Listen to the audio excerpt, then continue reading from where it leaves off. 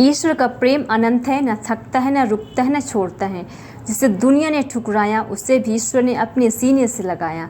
ईश्वर हमें हमारे अच्छे कर्मों से नहीं, अपने असीम प्रेम से अपनाता है। यहाँ एक छोटी कहानी प्रस्तुत की जाती है। वर्ष 1999 की बात है, जब कृपा 4वीं कक्षा में थी। गर्मी का मौसम था और वह अपने साथियों के साथ बकरी चराने गई थी।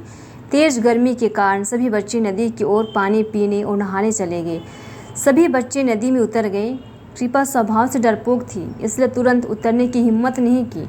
लेकिन जब उसने बाकी बच्चों को नदी में मस्ती करते देखा तो सोचा कि शायद वह भी नदी में तैरने सीख जाएगी। जैसे ही वह नदी में उतरी, तैरते हुए एक गहरे गड्ढे में गिर पड़ी। उसे अच्छा से तैरना नहीं आता था और गड्ढे में बहुत पानी था। वह बुरी तरह घबराने लगी क्योंकि बाहर निकलना संभव नहीं हो पा रहा था। वह चिल्लाने लगी, पर सभी बच्चे अपने में व्यस्त थे। किसी को नहीं मालूम कि वह डूब रही है। वे तो सोच रहे थे कि वह डुबकी लगा रही है। नदी के दूसरी छोर खड़े होकर कुछ लोग देख रहे थे। अब वह पूर्ण रूप से डूब चुकी थी। सिर्फ उसका हाथ दिखाई दे रहा था क्योंकि वह अपना हाथ ऊपर उठाए चिल्ला रही थी। अचानक प्रकाश नाम का एक व्यक्ति उसके हाथों को देखा। वह समझ गया कि कोई डूब रहे हैं। तुरंत नदी में कूद पड़ा जहां उसका हाथ दिखाई दिया था और वह हाथ पकड़कर उसे बाहर ले आया।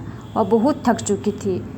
डर से कांपते हुए नदी की दूसरी ओर अकेले जाकर बैठ गई, यह सोचकर कि वह अब कैसे घर जाए। घर वालों को पता चलेगा इस घटना के बारे तो उसे डांटेंगे। घर में उसकी बहनें केवल थीं। उसकी माँ शादी का निमंत्रण देने के लिए कलकत्ता चली गई थी।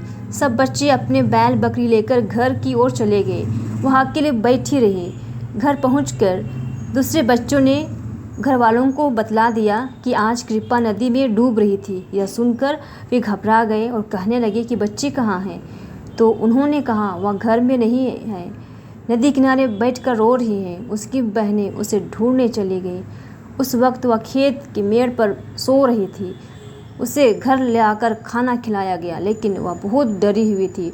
उसकी बड़ी दीदी उसे समझाई कि यदि तुम्हें तैरना नहीं आता तो नदी नहाने मत जाना। यदि आज तुम मर जाती तो घर में माँ भी नहीं है। तुमको खोकर वह कितनी दुखी होती। घर में बड़ी दीदी की शादी की तैयारी चल रही है। अगर तुम्हें कुछ हो जाता तो शादी का कार्यक्रम सब बेकार हो जाता। खाना खाने के बाद बच्ची फिर घर से निकल गई क्योंकि अंदर से उसे बेचैनी महसूस हो रहा था, यह सोचकर कि आज वह उसके जीवन का शायद आखिरी दिन था। उसे अपनी माँ की याद आने लगी, यह कहकर कि मेरी माँ मुझे कभी नहीं देख पाती और वह कितनी दुखी हो जाती। उसके मन में बहुत सारे प्रश्न उठने लगे। एक तरह का डर था क्योंकि नदी में डूबते वक्त उसने बहुत संघर्ष किया बाहर आने का, लेकिन नहीं सकी।